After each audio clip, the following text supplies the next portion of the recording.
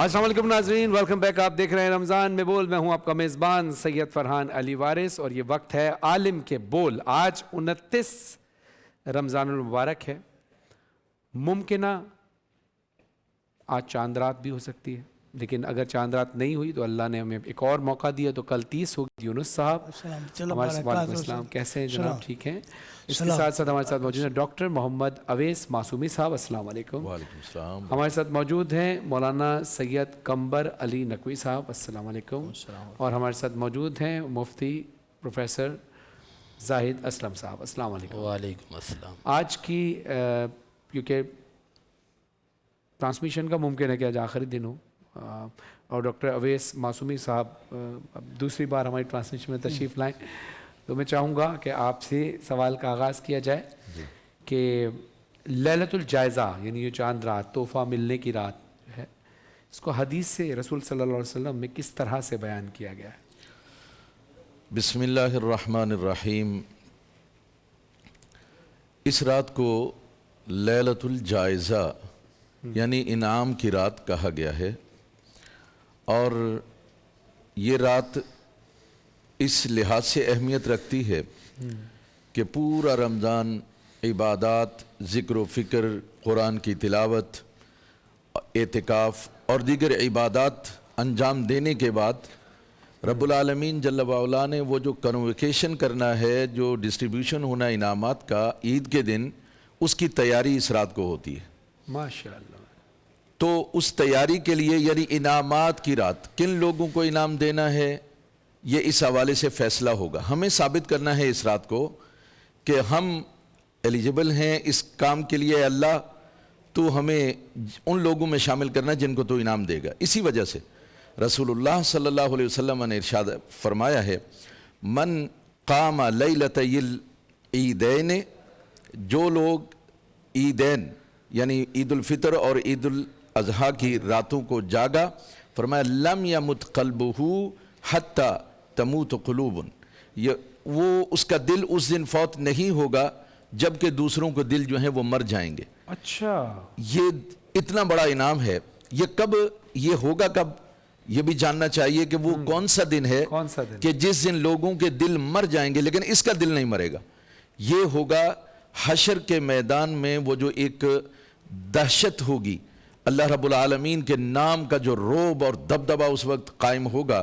वो जो कहेगा लिल्लाहिल वाहिदिल क़हार है, लिमनिल मुल्कुल यौम, और फिर उसके जवाब में लिल्लाहिल वाहिदिल क़हार का जवाब भी वो खुद देगा।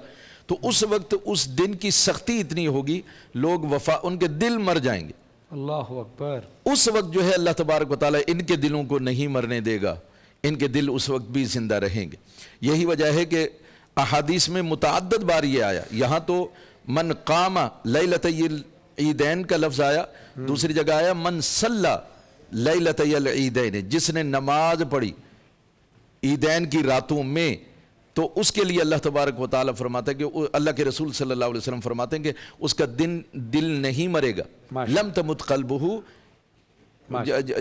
हीना मातत क़ुलूबुहुम, जबकि हीना तमूत क़ुलूबुहुम, जब लोगों के दिल मर जाएंगे उस वक्त इसका दिल जिंदा रहेगा। ये सबसे बड़ा इनाम है इस रात का, इसलिए हमें इस रात को ज़ाया नहीं करना चाहिए बल्कि अल्लाह की इबादत करनी चाहिए, याद करनी चाहिए। मैं एक सिर्फ बात इस हवाले से कि हमने देखा है और ये बुजुर्गान दीन का ये अमल रहा है कि जितने भी अच्छे लोग हैं जो अल्लाह तबारक व तआला के करीबी हैं, मशाइख हैं, उलमा हैं, ये सब लोग ईदैन की रातों को जागते हैं और अल्लाह की याद में रहते हैं ताकि अल्लाह से उम्मीद रखी जा सके कि इनाम हमें भी। सुभान अल्लाह, सुभान अल्लाह, सुभान अल्लाह। डॉक्टर मोहम्मद अवैस मासूमी साहब ने बेहतरीन खिताब किया इस हवाले से, लैलतुल जायज़ा के हवाले से। मौलाना सैयद कंबर अली नकवी साहब, इस रात यानी जो लैलतुल जायज़ा है, इस रात को अल्लाह ताला की तरफ से बंदों के लिए जो इनामात आते हैं वो कौन से, किस तरह के, किस किस्म के इनामात हैं? औज़ु बिल्लाहि मिनश शैतानिर रजीम, बिस्मिल्लाहिर रहमानिर रहीम।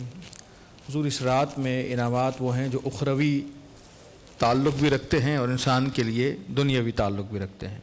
एक हयात का तवील होना, دنیا سے تعلق رکھتا ہے، رزق کی وسعت ہونا دنیا سے تعلق رکھتا ہے، صحت کا نصیب ہونا، تقدیر میں لکھا جانا دنیا سے تعلق رکھتا ہے، اور اخروی فوائد انتہائی کثیر ہیں۔ اس رات کی اہمیت یہ بیان کی گئی کہ مغرب کے قریب غسل فرمایا جائے، ساری رات جاگ کر گزاری جائے، استغفار کیا جائے، دعائیں پڑھی جائیں، مخصوص دعائیں ذکر کی گئیں جو آج کی رات ہمیں پڑھنی ہیں۔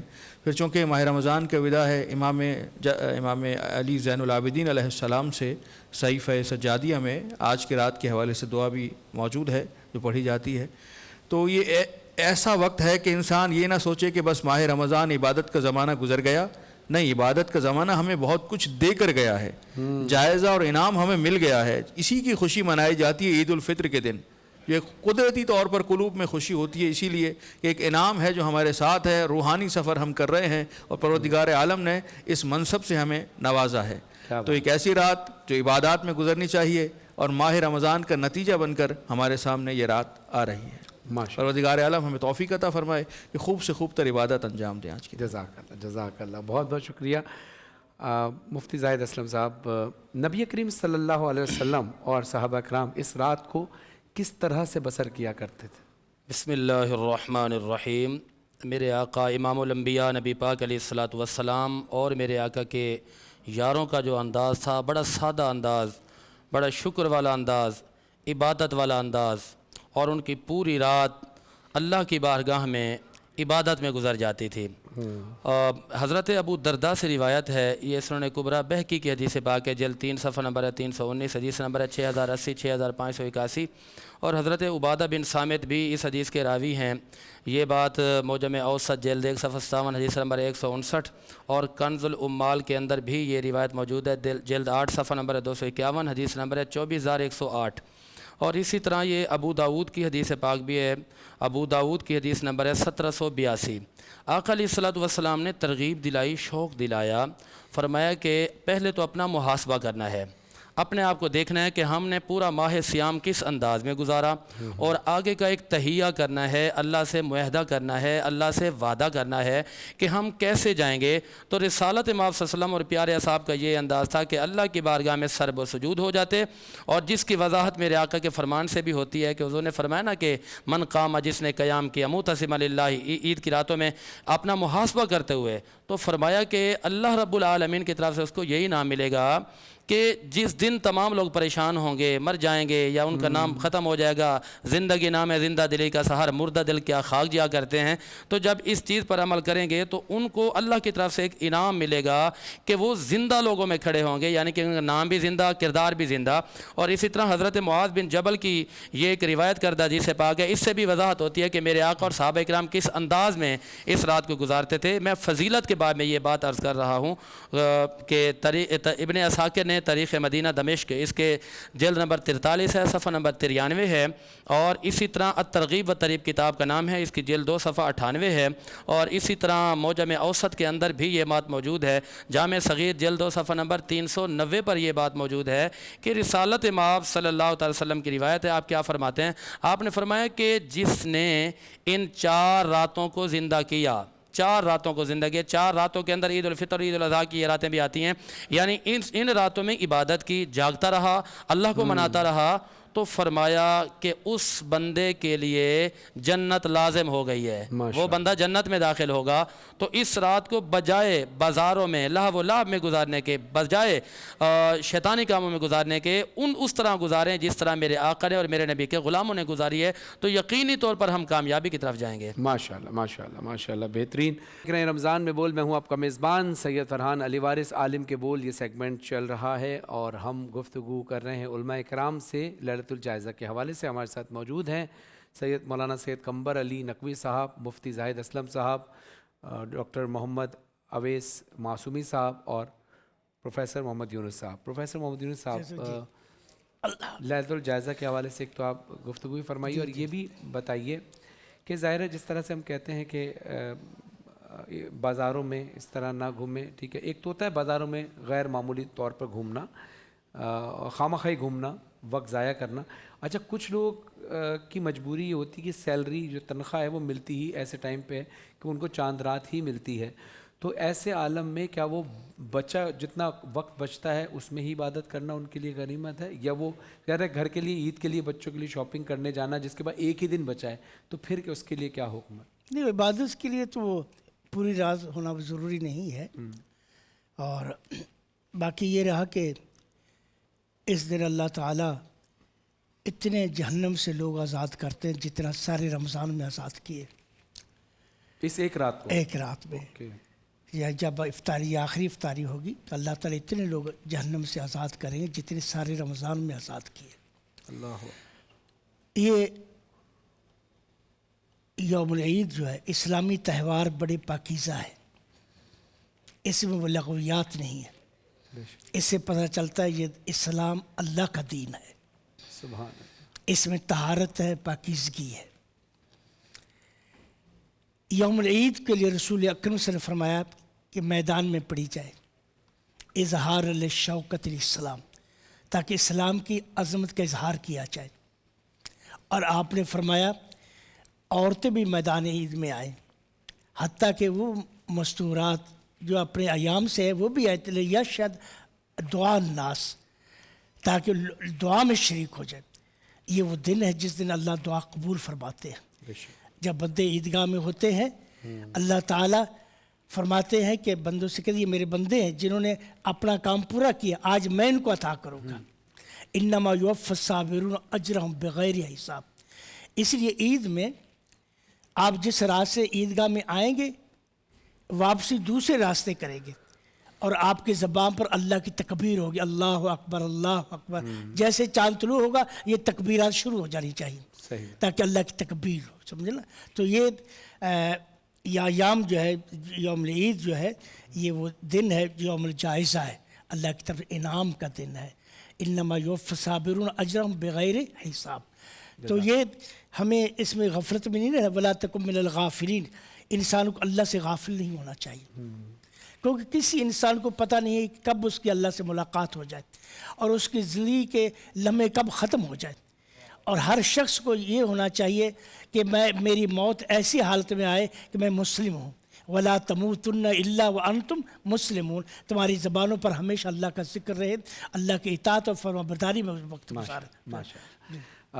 ڈاکٹر اویس معصومی صاحب، اب ہم عید کی طرف آتے ہیں کہ عید کی تیاریوں میں ہمیں کیا چیز سب سے زیادہ ضروری ہے، اس تیاریوں میں کیا کرنا چاہیے؟ ایک تیاری تو ہے کپڑے پہننا، رشتہ داروں سے ملنا، لیکن خاص سب سے اول جو حکم ہمیں دیا گیا. بسم اللہ الرحمن الرحیم. رسول اللہ صلی اللہ علیہ وسلم جب کبھی آپ کو کوئی خوشخبری ملتی تھی تو آپ صلی اللہ علیہ وسلم اللہ کے سامنے سجدہ ریزی کرتے تھے.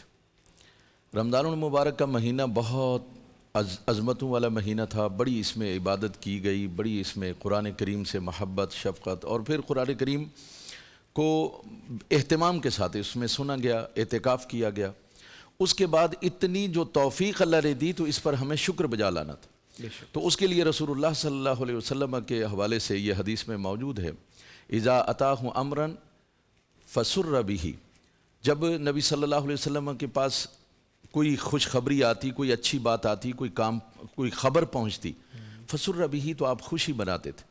اور خوشی منانے کا انداز یہ تھا فخر للہ ساجدا، تو آپ اللہ کے سامنے سجدہ ریز ہو جاتے تھے. سبحان اللہ. تو اصل جو ہمیں عید کے دن ہے جو تیاری کرنی ہے وہ نماز کی کرنی ہے. اور وہ نماز اس لیے کہ نماز ہم بطور شکر ادا کریں گے، کیونکہ یہ رسول اللہ صلی اللہ علیہ وسلم نے عید کی نماز بطور شکر ادا فرمائی کہ اللہ تو نے اتنا عظیم مہینہ ہمیں عطا فرمایا جس میں رحمت بھی ہے، مغفرت بھی ہے، بخشش بھی ہے، اور پھر نفل کا ثواب اس میں فرض کا تو نے عطا فرمایا، اور جو فرض ہے اس کا ثواب تو نے 70 فرضوں کے برابر عطا فرمایا، اور پھر جو بخشش و مغفرت کے جام ہر روز لوگوں کو تو نے بخشا، اور پھر آخر میں جتنے پورے مہینے میں بخشش تھے اس کی تعداد کے برابر مزید بخش دیے. تو اس حوالے سے ہمیں تیاری کرنی، شکر کی. اس کی وجہ کیا ہے کہ ایک تو یہ عبادت ہمیں ملی، دوسرا اس لیے بھی ہمیں کرنی ہے کہ اب انعام ملنے والا ہے. کیا بات. اب یہ انعام کیا ہے؟ یہ ایک بہت بڑا جو ہے وہ سیلیبریشن ہے اللہ کے ہاں کہ عید کی نماز میں مسلمان اکٹھے ہوں گے، جمع ہوں گے. تو ایک طرف تو ظاہراً ہم جمع ہو رہے ہوتے ہیں، خطبہ سن رہے ہوتے ہیں، ہم بیٹھے ہوتے ہیں، اور ایک طرف اللہ رب العالمین جل وعلا فرشتوں کے درمیان ہمارا ذکر کر رہا ہوتا ہے، اور فرشتوں سے یہ پوچھتا ہے، بندے جب آ رہے ہوتے ہیں تو اللہ تبارک و تعالیٰ فرشتوں سے یہ معلوم کرتا ہے، بتاؤ کہ یہ جو مزدور اپنی مزدوری مکمل کر لیتا ہے تو اس کو پھر کیا صلہ ملنا چاہیے؟ تو فرشتے اللہ سے کہتے ہیں جی اسے پورا اجر دینا چاہیے. تو اللہ رب العالمین جل وعلا فرشتوں سے یہ فرماتا ہے، میں تم سب کو گواہ کیا کہ کہتا ہوں کہ یہ جتنے لوگ یہاں پر حاضر ہوئے ہیں میں ان سب کی مغفرت کرتا ہوں. سبحان اللہ. تو ہمیں مغفرت کا پروانہ لینے کے لیے جانا ہے، نماز پڑھنا ہے ماشاء اللہ. تو بطور شکر، تاکہ اللہ تبارک و تعالی ہمیں جو ہے مغفرت فرما دے، بخشش فرما دے. جزاک اللہ، جزاک اللہ. جی بسم اللہ. میں ایک چیز بتانا چاہتا ہوں سب اہل ایمان کو کہ نماز عید جو ہے اس سے ہمیں نبی کریم صلی اللہ علیہ وسلم کی اطاعت کی عظمت کا اظہار ہوتا ہے. دیکھیں نماز عید نہ اس میں اذان ہوتی ہے نہ اقامت ہوتی. خطبہ جو ہے وہ 2 رکعت پڑھنے کے بعد ہوتا ہے، جمعے میں پہلے ہوتا ہے. یعنی اس سے پتہ چلتا ہے کہ دین نام ہے اللہ کے رسول کی اطاعت کا. واہ، سبحان اللہ، سبحان اللہ. مولانا قمبر علی نقوی صاحب، ظاہر ہے آپ بھی کل عید کی نماز پڑھائیں گے، مفتی صاحب بھی پڑھائیں گے، آپ تمام علماء کرام اپنے اپنے مساجد میں یہ فریضہ انجام دیں گے اور ہزاروں کی تعداد میں لوگ نماز پڑھائیں گے. اب مجھے بتائیے کہ عید کی تیاریوں میں آپ کیا سمجھتے ہیں کہ کیا تیاریوں میں کیا مقدم ہونا چاہیے سوشل حوالے سے؟ دینی حوالے سے بھی ہم بات کر رہے ہیں اور سوشلی بھی مجھے بتائیے کہ کیا ہونا چاہیے. دینی حوالے سے ابھی ہمارے مفتی صاحب نے بھی ذکر فرمایا. دیکھیں، ایک ہے روحانی تیاری، ایک ہے ظاہری اور گھریلو جسمانی تیاری. روحانی تیاری یہ ہے کہ پہلے ہمیں غسل کرنا ہے، صاف پاکیزہ لباس ہے، نماز ہے، فطرہ دینا ہے، صدقات زکوٰۃ اس کو ادا کرنی ہے. اور ظاہری تیاری یہ ہے کہ لوگوں سے، مومنوں سے گلے ملنا ہے، ایک دوسرے سے معانقہ کرنا ہے، صرف ہاتھ ملا کے گزارا نہیں کرنا، مبارکباد تبریک پیش کرنی ہے، ایک ایسا اسلامی ماحول بنانا جس سے لگے کہ آج مسلمانوں کی کسی خوشی کا دن ہے. اور عزیزوں کے ہاں جانا ہے، ملاقات کرنی ہے، جن کے ہاں جانے کے لیے ہمارے پاس وقت نہیں ہوتا، عید کا دن ہے، اس کے ہاں حاضر ہونا ہے. اس کے علاوہ مرحومین کے ہاں جو ہمارے، میں نے اس روز بھی گزارش کی تھی، جو ٹینکر کے ذریعے سے دنیا سے جا رہے ہیں، یا وہ جن کے گھر میں عید کے دن عید نہیں ہے، غم کا سا سما ہے، ان کے ہاں ضرور جانا ہے، ان کی دلجوئی کرنی ہے، ان سے ملاقات کرنی ہے. اور سب سے بہتر کام یہ ہے کہ ہمیں ماہ رمضان میں جو افعال حسنہ انجام دیے ہیں انہیں فراموش نہیں کرنا. یعنی ایسا نہ ہو کہ 29 دن تو نمازیں روزے پڑھتے رہے اور جب عید کا دن آیا تو پھر وہ اپنی دنیاوی رنگ میں رنگ دیے گئے. فائدہ نہیں ہوا پھر 29 دن تک عبادات انجام دینے کا. وہ فیض جو لینا ہے، وہ جو تزکیہ نفس کرنا ہے، اگر تزکیہ نفس نہ ہو سکا تو پھر ماہ رمضان کا استفادہ نہیں ہو سکا. مفتی ظاہر اسلام صاحب کیا پیغام دیں گے عید کے حوالے؟ دیکھیں جی، لیس العید لمن لابس الجدید وانما العید لمن خاف الوعید. پہلا پیغام تو یہ ہے کہ عربی مقولہ ہے کہ عید جو ہے نئے کپڑے پہننے کا نام نہیں ہوتا. عید تو اللہ رب العالمین سے ڈرنے کا نام ہے. اور حقیقت میں عید ہے ہی ان لوگوں کی جنہوں نے ماہ صیام کے اندر عبادات کی ہیں، روزے رکھے ہیں، تراویحات ادا کی ہیں، اللہ کی عبادت کی ہے، توبہ استغفار کی ہے، ان کے لیے ہے. اچھا، ظاہر ہے کہ پورے مہینے کی انہوں نے عبادت کی، محنت کی، تو اب اللہ کی بارگاہ میں عیدی لینے کے لیے جاتے ہیں عید والے دن. اور عیدی لینے کے لیے جانے کا انداز وہی ہونا چاہیے جو رسالت مآب صلی اللہ علیہ وسلم کا تھا. بخاری کے اندر ابواب العیدین ہے، اس کی جلد 1 ہے، صفحہ 384، حدیث نمبر 943، اور فتح الباری جلد 2 صفحہ 473. رسالت مآب صلی اللہ علیہ وسلم جب جاتے تھے نا تو آپ لوگوں کو دیکھتے، جذبہ خیر سگالی دکھاتے، لوگوں کو سینے سے لگاتے. اچھا، جاتے وقت جس راستے سے آپ جاتے تھے تو واپسی پہ آپ راستہ تبدیل فرمایا کرتے تھے. اب علماء اکرام نے لکھا کہ تبدیل کرنے کی وجہ یہ ہے کہ تاکہ زیادہ سے زیادہ لوگوں سے گلے ملا جائے اور زیادہ سے زیادہ لوگوں کی معاونت کی جائے، مدد کی جا سکے. اور عید کا موقع ہے، آپ کا سب سے زیادہ حقدار حسن اخلاق کا آپ کے والدین ہیں. اگر کوئی کسی کا مرید بننا چاہتا ہے تو سب سے پہلا حق والد کا ہے، ان کا مرید بنے. اور دوسرے نمبر پر یہ ہے کہ پہلا حق سب سے زیادہ جو ہے وہ آپ کے اساتذہ کا ہے، جنہوں نے پڑھا کر، محنتیں کر کے آپ کو بڑے بڑے مقامات پر پہنچایا. تو اس دن میں سب سے پہلے والدین کے چہرے کی زیارت کرے، ان کے ہاتھ چومیں، ان کو گلے سے لگائیں.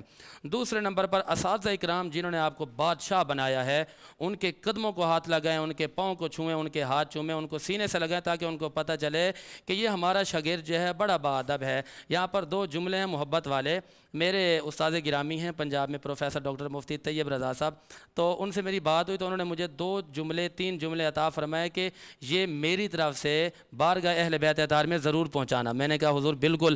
تو ترمذی کی حدیث پاک کا حوالہ دیا، حدیث نمبر ہے 3737۔ میرے آقا نے ایک لشکر کو روانہ فرمایا تھا، تو اس لشکر کے اندر مولا علی بھی تھے، محبت کے بعد مولا علی بھی تھے۔ حضور نے دعا فرمائی اللہم لا تمیتنی حتی ترینی علی، یا اللہ مجھے اس وقت تک موت نہ دینا جب تک کہ میں علی کو نہ دیکھ سکوں۔ حالانکہ مولا علی کو تو حضور دیکھتے تھے۔ اب حضور علیہ السلام جن کے دیکھنے کی دعا کر رہے ہیں، انبیاء اکرام عرض کرتے ہیں کہ مالک ہم محمد مصطفیٰ کو دیکھنا چاہتے ہیں، اور مقرب فرشتے کہتے ہیں کہ ہم محمد مصطفیٰ کو دیکھنا چاہتے ہیں، اور میرے مصطفیٰ خواہش اور تمنا کر رہے ہیں کہ میں مولا علی کو دیکھنا چاہتا ہوں۔ وہ دیکھنا کہ رب فرماتا ہے کہ محبوب قد نرا تقلبا، ہم آپ کے دیکھنے کو بھی دیکھ رہے ہیں، اور جس کے دیکھنے کو اللہ دیکھ رہا ہے وہ علی المرتضیٰ کو دیکھ رہے ہیں۔ سبحان اللہ، کیا خوبصورت بات آپ نے کہی۔ اور ناظرین، عید پر جانے سے پہلے جو علماء کرام سے ہم خاص طور پر آج کے دن عید کے قریب ایک واقعہ سنتے، تو بچپن سے سنتے آ رہے ہیں، اور میں ہر ٹرانسمیشن میں واقعہ ضرور بیان کرتا ہوں۔ یقیناً آپ سب نے سنا ہوگا، لیکن جو چھوٹے بچے ہیں شاید وہ پہلی بار سن رہے ہوں، کہ اس میں آپ کو ساری چیزیں نظر آ رہی ہیں۔ سیدہ کا لقب ہے صدیقہ۔ صدیقہ اس کو کہتے ہیں جو کہہ دے اور سچ ہو جائے۔ تو بی بی سیدہ نے جیسے ہی کہا کہ تمہارے کپڑے درزی کے پاس ہیں، بی بی صدیقہ طاہرہ راضیہ مرضیہ بی بی فاطمہ زہرا سلام اللہ علیہ کے لب اطہر سے ابھی الفاظ کا نکلنا ہی تھا کہ اللہ نے فوراً حضرت جبریل علیہ السلام کو حکم دیا کہ یہ جنت کے کپڑے، ایک لال کلر کا اور ایک سبز کلر کا، یہ لے کر جاؤ اور فوراً پہنچو در سیدہ پر، اور جب دروازہ دستک کرو تو کوئی پوچھے کون ہو تو یہ مت بولنا میں جبریل ہوں، کہنا انا خیاط الحسنین، میں حسنین کا درزی ہوں۔ دروازے پہ دستک ہوئی، بی بی نے پوچھا کون؟ کہا انا خیاط الحسنین، حسنین کا درزی ہوں۔ جناب سیدہ سمجھ گئیں، اور پھر جناب جبریل علیہ السلام نے کہا کہ اللہ نے امام حسن علیہ السلام، امام حسین علیہ السلام کے شہزادوں کے لیے یہ 2 رنگ کے جوڑے بھیجے ہیں۔ بی بی سیدہ نے کہا حسن آپ کو کون سا رنگ پسند ہے؟ امام حسن نے کہا کہ مجھے سبز رنگ پسند ہے، اور امام حسین نے کہا مجھے سرخ رنگ پسند ہے۔ اور اس کے بعد پھر فرمائش کی شہزادوں نے اپنے نانا رسول اللہ صلی اللہ علیہ وسلم سے کہ نانا عید کا دن ہے، سب اپنی اپنی سواریوں پر جا رہے ہیں، ہمارے پاس تو کوئی سواری موجود نہیں۔ تو میرے پیارے آقا حضرت محمد مصطفیٰ صلی اللہ علیہ وسلم نے کہا کہ تم پریشان نہ ہو۔ رسول اللہ صلی اللہ علیہ وسلم نے اپنے کاندھوں پر بٹھا کر مدینے کی گلیوں میں چلنا شروع کیا، تو لوگوں نے کہنا شروع کیا ارے واہ، امام حسن امام حسین علیہ السلام سے کہا شہزادوں آپ کی سواری کتنی شاندار ہے۔ تو رسول اللہ صلی اللہ علیہ وسلم فرماتے ہیں کہ یہ مت دیکھو سواری کتنی شاندار ہے، بلکہ یہ دیکھو اس پر سوار کتنے شاندار ہے۔ تو اللہ کرے کہ ہم اس طرح سے عید منا سکیں جس طرح کی عید منانے کا حکم اللہ نے دیا ہے۔ رسول اللہ صلی اللہ علیہ وسلم جس کا عملی پیکر ہیں، اہل بیت علیہ السلام جس کا عملی پیکر ہیں، اصحاب با وفا جن کا عملی پیکر ہیں، ہم اس نقش قدم پر چل سکیں تاکہ بروز حشر ہم اللہ کی بارگاہ میں سرخ رو ہوں، اور رسول خدا صلی اللہ علیہ وسلم کے سامنے شرمندگی نہ ہو۔ کہیں ایسا نہ ہو کہ رسول خدا صلی اللہ علیہ وسلم کھڑے ہوں اور ہم باعث ندامت ان کے سامنے کھڑے ہوں، بلکہ ہمیں ایسا عمل رکھنا ہے کہ رسول اللہ صلی اللہ علیہ وسلم فخر سے کہیں اللہ یہ میرا امتی ہے، یہ میرا امتی ہے، یہ تیرے بتائے ہوئے اصولوں پر چلا، جو میں نے عمل کیا میری سنت پر اس نے عمل کیا۔ مولانا قمبر علی نقوی صاحب آپ کا بہت بہت شکریہ، مفتی زاہد اسلم صاحب آپ کا شکریہ، پروفیسر محمد یونس صاحب آپ کا شکریہ، اویس معصومی صاحب آپ کا بہت بہت شکریہ کہ میں صحابہ کرام رضوان اللہ اجمعین کی ثقافت بتاتا ہوں کہ عید میں جب ملتے تھے یہ نہیں کہتے مبارک ہو، کہتے تقبل اللہ منی و منک، اللہ قبول کر لے۔ مبارک اس وقت جب اللہ قبول کر لے گا۔ ہاں کیا بات، تقبل اللہ منی و منک، یہ الفاظ ہر مومن کو یاد، اللہ قبول کر لے، جو نیکیاں ہم نے کی اللہ قبول کر لے، اگر قبول نہیں تو کوئی معنی نہیں۔ صحیح بات ہے۔